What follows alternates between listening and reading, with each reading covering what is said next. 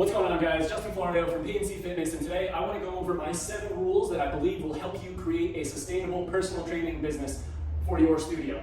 So you've already ventured off and you opened up your studio. These are the 7 things that I did that I really do believe will help you over time. Now, number 1, you have to make sure that you are marketing for your area, okay? Gunnar Peterson talks about this all the time. If you are in the middle of the woods like I am, and you're trying to become a celebrity trainer, you're probably not going to get those celebrities in your door unless they live within the surrounding area. You have to be in the right location. I'm in West Milford, I'm not in New York City, I never expect to become a celebrity trainer. Not only do you have to know your market for that, but you also need to know your market for pricing. If you are in a smaller town, an area that's not making a lot of money, you can't be charging New York City numbers. So you just have to keep those in mind. Take a look at what some of your competitors are doing. I'm not saying beat out your competitor, especially if you believe you have a really good product, but if you aren't able to possibly compete with the others, most likely what's going to happen, those potential clients, those new leads that you get, will most likely venture off and go elsewhere. Number 2, building into your location. This is so important. I see this over and over. I've watched many of my buddies who I worked with in a larger commercial gym try to open up their own studios, and they go so hard into it, which is great. You're passionate about it.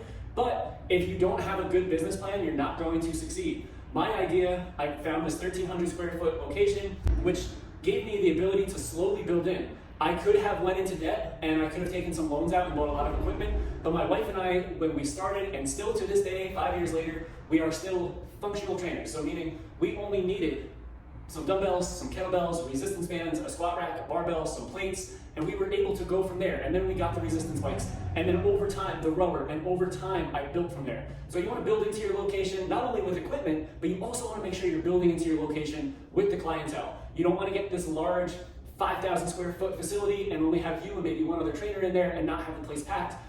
In my rule, I want this place to be completely packed, and I want it to force me out of this location if that is part of my long-term plan in order to get into that larger facility. Number 3, I talk about this so much, but you want to save. You never know, there's that saying, save for a rainy day, and you never know what's going to happen. Whether you get sick, your clients get sick, they go on vacation, they move away, something in your family happens, catastrophe, something that's out of your control. But you always want to make sure you have, this is the Dave Ramsey rule of thumb, at least 3 months of rent and utilities saved up for your business in order for you to start maybe spending a little bit more and getting equipment and buying shirts. Comes to your facility, when I'm talking about saving, in the beginning, I wouldn't go crazy. I wouldn't get this crazy sign. This really goes more back into building into your space. Keep everything super basic, and then you can build and you can start to create that empire that you want. But save a lot of money. Make sure you have money saved up just in case. And you never know, that money that you save up might be an opportunity for you to long-term purchase another personal training studio or a membership gym, which I will do a video on in the future.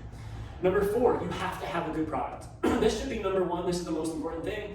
Everybody can have dumbbells, kettlebells, you can create a program, but if you don't have a good product, if you're not able to offer, because you are someone is coming into you for a service, and you want to make sure that you're in a good mood. When they come into the gym, it's about them, that full half hour, that full hour. You want to be full ears, you want to listen to them, and you want to make sure they walk in excited and they walk out even more excited and they feel accomplished.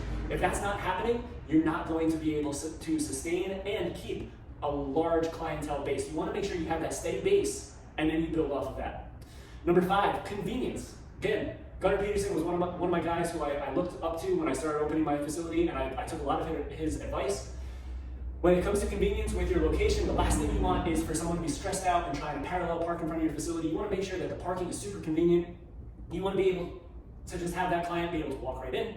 Maybe someone's using a walker or a wheelchair. You want to make sure that you have a slight ramp that they're able to get into. There's no stairs. There aren't things in the way. Convenience is so important for the clients. That's one of the things that they're going to be looking at, and that will be a big selling point for them to stay with you long term.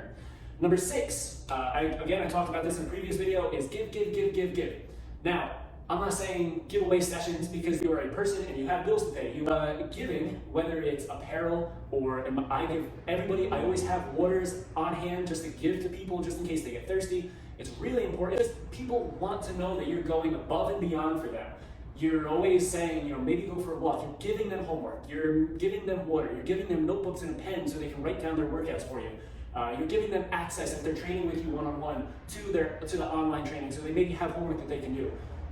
Just always give, so that this way they feel like they're getting more than what they're paying for. And then number is being flexible. And when I say flexible, I don't mean you being super flexible like Gumby. I mean being able to have a schedule where if someone's, maybe they have a really crazy day, you can get them late in at night, or you can get them early in the morning. A flexible schedule, and then also having a flexible program, meaning you're able to work with a wide variety of people, whether it's people who maybe have multiple sclerosis or cerebral palsy or autistic, young athletes, older adults, moms, dads. You want to be able to work with everyone so that you get this large influx of people into your facility. And then you also, when it comes to flexibility, want to be able to change things on the dime. If somebody comes in here and I have this whole program set up for them, and they're not able to do something, you should be able to change it in an instant. And that kind of goes back to having a good product. And then as a bonus, just because I have this written down on my board, this goes more hand in hand with a good product, but a personality, right?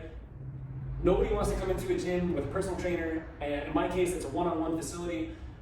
You want to make sure you have good music on, and you want to be able to make sure you can have a good conversation with your client, because again, when it comes to a product, when they leave here, you want to make sure they're in a good mood, so that this way they're looking forward to coming back. If you're just complaining about your life, if you're complaining about things that they have no control over, when they come into the gym, the very first question that I ask at least, what kind of music do you want on today? It's super silly, but it gets them going, it makes them happy, and we get off to a good start, and then the session just follows along. All right, I hope that these 8 things help you if you're opening up your personal training studio. I hope that I get to you in time before you go crazy. These are just the 8 things that help me go 5 strong years, and I hope that they can help you. Have a great day, and I will see you guys next time.